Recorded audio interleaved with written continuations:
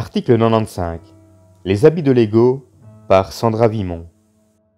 L'être humain vit sa vie quotidienne en ayant l'impression d'avoir un libre arbitre, et donc des choix à faire, car il bénéficie de la latitude d'action propre à une lumière psychique diffractée. En d'autres termes, il peut se mouler à différents mécanismes psychologiques pour contrer son incapacité à absorber sa propre lumière qui provient des hauts plans de sa conscience. Il se vêtit donc de différents habits qui correspondent à la programmation involutive de son âme, plutôt que d'habiter sa lumière prépersonnelle et sa personne réelle. L'incapacité de l'ego à ne pas croire les pensées qu'il reçoit maintient la déviation de l'énergie prépersonnelle en lui, ainsi que son illusion du libre arbitre. Le réflexe involutif de croire les pensées apporte à l'être humain une grande sécurité psychologique en lui permettant de ne pas avoir à remettre en question les structures involutives qui ont maintenu la Terre en quarantaine depuis des millénaires. Il se laisse donc porter par des énergies qui ne correspondent pas au réel de la vie, mais aux énergies de qui il pense être.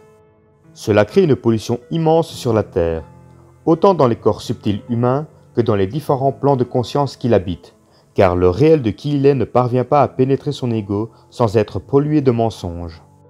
La pollution qui est générée se cristallise au fur et à mesure que l'ego tombe dans les pièges de la croyance plutôt que d'accepter de lever le voile sur qui il est réellement.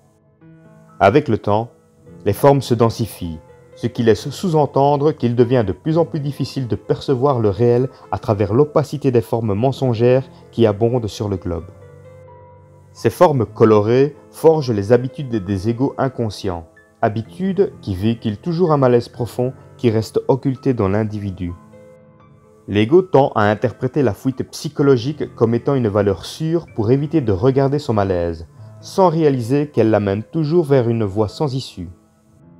Un ego qui ne s'habite pas réellement se vêtira de comportements subjectifs pour fuir ce qu'il ne veut pas voir en lui-même, soit la réalité qu'il souffre continuellement de quelque chose qui dort en lui et dont il ne comprend pas la véritable nature.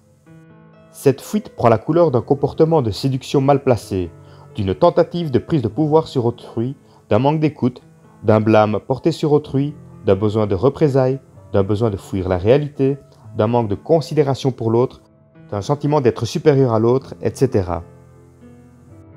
L'ego devra un jour parvenir à se dévêtir de manière à être le reflet parfait de son esprit et de l'esprit universel en lui.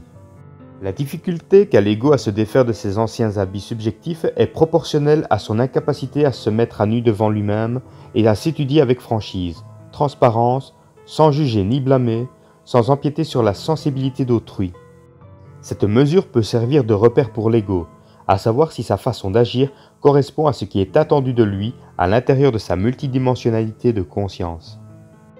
Cet article provient du site www.supramental.biz, Voix narrative d'Orion Roméo.